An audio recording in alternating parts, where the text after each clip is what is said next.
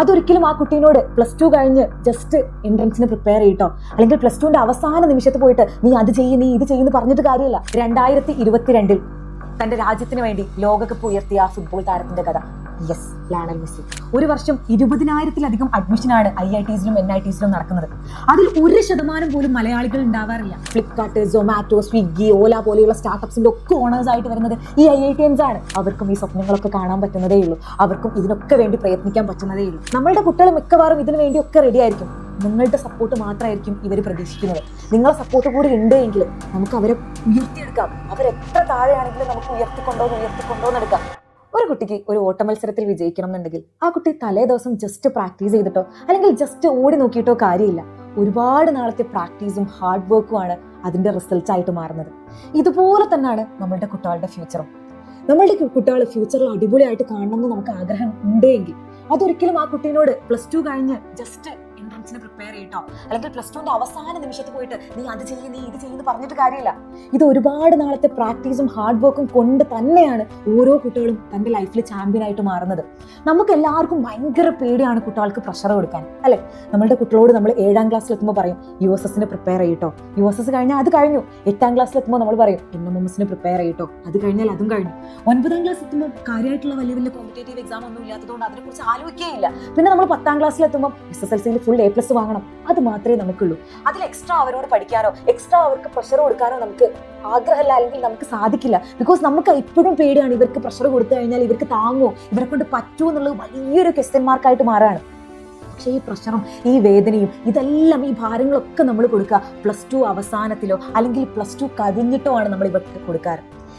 ആ ഒരു സമയത്ത് ഇവർക്ക് കൊടുക്കുന്ന ഭാരത്തിന്റെയും ആ സമയത്ത് ഇവർക്ക് കൊടുക്കുന്ന വേദനയുടെയും ആ സമയത്ത് ഇവർക്ക് കൊടുക്കുന്ന പ്രഷറിന്റെയും 100-1 ഇപ്പം മുതൽ ഇവർക്ക് കൊടുത്തു തുടങ്ങുകയാണെങ്കിൽ, നമ്മളുടെ മക്കൾക്ക് നമ്മൾ കൊടുത്തു തുടങ്ങുകയാണെങ്കിൽ അവർക്ക് അവരുടെ ലൈഫിൽ സക്സസ് ആയി മാറാൻ പറ്റുന്നതേ ഉള്ളൂ. ഇതിനുള്ള ബെസ്റ്റ് എക്സാമ്പിൾ ആണ് 17 വർഷങ്ങളുടെ കാത്തിരിപ്പിന് ശേഷം തന്റെ കഠിന പ്രയത്നത്തിന്റെയും ഹാർഡ് വർക്കിന്റെയും ഫലമായിട്ട് 2022 തന്റെ രാജ്യത്തിന് വേണ്ടി ലോകകപ്പ് ഉയർത്തിയ ആ ഫുട്ബോൾ താരത്തിന്റെ കഥ. Yes, Lionel Messi. അദ്ദേഹം ഒരിക്കലും ആ 17 വർഷം കൊണ്ട് ഉണ്ടാക്കിയതല്ല. അദ്ദേഹത്തിന്റെ പ്രാക്ടീസ് തുടങ്ങിയിട്ടുള്ളത്, അദ്ദേഹം കളത്തിൽ ഇറങ്ങുന്നത് തന്റെ 4ാം വയസ്സിലാണ്. അന്ന് മുതൽ അയാൾ പ്രാക്ടീസ് ചെയ്യുന്നുണ്ടായിരുന്നു, കഠിനാധ്വാനിക്കുന്നുണ്ടായിരുന്നു, അതിനുവേണ്ടി പ്രയത്നിക്കുന്നുണ്ടായിരുന്നു. അതിന്റെ എല്ലാത്തിന്റെയും ഫലമായിരുന്നു നമ്മൾ 2022 കണ്ട ആ ഒരു വിജയം എന്ന് പറയുന്നത്. ഇനിയിപ്പോ നമ്മൾ IITയും NITയും എടുത്തു നോക്കുകയാണെങ്കിൽ നമ്മൾ ഒരുപാട് ഇതിനെ കുറിച്ച് കേൾക്കാറുണ്ട്. ഒരു വർഷം 20,000-ലധികം അഡ്മിഷനാണ് IITസിലും NITസിലും നടക്കുന്നത്. അതിൽ 1% പോലും മലയാളികൾ ഉണ്ടാവാറില്ല. എന്താണ് കാരണം? നമുക്ക് അറിവില്ലാത്തത് കൊണ്ടാണ്? ഒരിക്കലും അല്ല. നമ്മൾക്ക് പഠിക്കാൻ പേടിയാണ്, അല്ലെങ്കിൽ നമുക്ക് സ്വപ്നം കാണാൻ പേടിയാണ്, ഇതിനെക്കുറിച്ച് ആഗ്രഹിക്കാൻ പോലും പേടിയാണ്. ഇനി എന്തിനാ നമ്മൾ IITസും NITസും ചൂസ് ചെയ്യണം? ഒരു വർഷത്തിൽ 100ഓളം കുട്ടികളാണ് ഒരു IITയിൽ നിന്ന് 1 crore പ്ലസ് സാലറിയിൽ പഠിച്ചിറങ്ങുന്നത്. ഇനിയിപ്പോൾ സ്റ്റാർട്ടപ്സ് എടുത്തു നോക്കുകയാണെങ്കിൽ ഫ്ലിപ്കാർട്ട്, സൊമാറ്റോ, സ്വിഗ്ഗി, ഓല പോലെയുള്ള സ്റ്റാർട്ടപ്സിന്റെ ഒക്കെ ഓണേഴ്സ് ആയിട്ട് വരുന്നത് ഈ IITians ആണ്. പക്ഷെ നമ്മൾ ഇതിലേക്കൊന്നും പോവാറില്ല. ബിക്കോസ് നമുക്ക് ഹാർഡ് വർക്ക് ചെയ്യാൻ നമുക്ക് കഴിയില്ല, നമ്മളെ കുട്ടികളെ സപ്പോർട്ട് ചെയ്യാൻ നമുക്ക് കഴിയില്ല. നമ്മൾ ചെയ്യേണ്ട ഏറ്റവും നല്ല കാര്യം എന്താണെന്നറിയാം? നമുക്ക് ചെയ്യാൻ പറ്റുന്ന ഏറ്റവും ബെസ്റ്റ് ഡെസിഷൻ എന്താണെന്നറിയാം? നമ്മളുടെ കുട്ടികളുടെ ലേണിംഗ് പീരീഡ് എന്ന് പറയുന്നത്, അല്ലെങ്കിൽ നമ്മളുടെ കുട്ടികൾക്ക് ഏറ്റവും കൂടുതൽ പഠിക്കാൻ ലേൺ ചെയ്യാൻ പറ്റിയ പീരീഡ് എന്ന് പറയുന്നത് ഏകദേശം ഒരു 10 മുതൽ 15 വരെയുള്ള വയസ്സാണ്.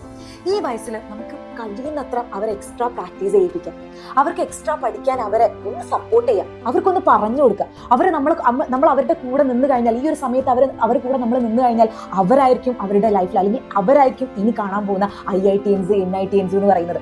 അവർക്കും ഈ സ്വപ്നങ്ങളൊക്കെ കാണാൻ പറ്റുന്നതേ ഉള്ളൂ, അവർക്കും ഇതിനൊക്കെ വേണ്ടി പ്രയത്നിക്കാൻ പറ്റുന്നതേ ഉള്ളൂ. പക്ഷെ നമ്മളുടെ സപ്പോർട്ടാണ് വേണ്ടത്. ജസ്റ്റ് ഒരു എക്സ്ട്രാ എഫോർട്ട് എടുത്താൽ മതി. ഞാൻ ഇപ്പോൾ ഈ ഒരു വീഡിയോ കാണുന്ന പലരുടെയും മക്കൾ എന്ന് പറയുന്നത് USS ഒക്കെ എഴുതിയവരായിരിക്കും, NMMS എഴുതിയവരായിരിക്കും. അവരെ USSനും NMMSനും വേണ്ടിയിട്ട് സെലക്ട് ചെയ്യണം എന്നുണ്ടെങ്കിൽ ആ കുട്ടികൾക്ക് എന്തോ ഒരു സ്കില്ല് ബാക്കിയുള്ളവരെക്കാൾ കൂടുതലുണ്ട്. അവർ ബാക്കിയുള്ളവരെക്കാൾ കൂടുതൽ എന്തോ എഫോർട്ട് എടുക്കുന്നുണ്ട്. അതുകൊണ്ട് തന്നെയാണ് അവരെ ഈ ഒരു കോമ്പറ്റേറ്റീവ് എക്സാംസിനൊക്കെ വേണ്ടിയിട്ട് സെലക്ട് ചെയ്തിട്ടുള്ളത്. അത്രയും എഫോർട്ട് എടുക്കുന്ന കുട്ടികളാണ് എങ്കിൽ ആ എഫോർട്ടിന്റെ ഒരു 1% കൂടുതൽ എടുക്കാൻ തയ്യാറാണെങ്കിൽ, അല്ലെങ്കിൽ അവർ സാധാരണ പഠിക്കുന്നതിന്റെ ഒരു അരമണിക്കൂർ കൂടുതലെങ്കിലും അവർ പഠിക്കാൻ തയ്യാറായാൽ, അവർക്ക് അത് പഠിക്കാൻ നിങ്ങൾ സപ്പോർട്ട് കൊടുക്കുന്നുണ്ടെങ്കിൽ നമുക്കും നമ്മളുടെ കുട്ടികളെ അവരുടെ ഫ്യൂച്ചറിൽ സക്സസ് ആയി മാറി കാണാൻ പറ്റും. നമ്മൾ ഇത്ര മാത്രമേ ചെയ്യേണ്ടുള്ളൂ. അവർക്കൊന്ന് സപ്പോർട്ട് കൊടുക്കുക, അവരെ കൂടെ നിൽക്കുക, അവർക്ക് എഫോർട്ട് എടുക്കാൻ നമ്മളൊന്ന് പ്രഷർ ചെയ്യുക.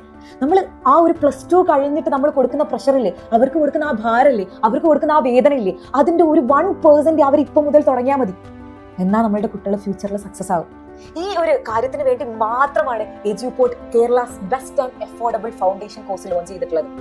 ഇതൊരു എഡ്യൂക്കേഷൻ റവല്യൂഷൻ തന്നെ ആയിരിക്കും കേട്ടോ. ബിക്കോസ് ഇതിൽ അവർ പഠിപ്പിക്കാൻ പോകുന്നത് എന്ന് പറയുന്നത് IITians-ഉം NITians-ഉം ഡോക്ടേഴ്സും അടങ്ങുന്ന വലിയൊരു ടീം തന്നെയാണ്.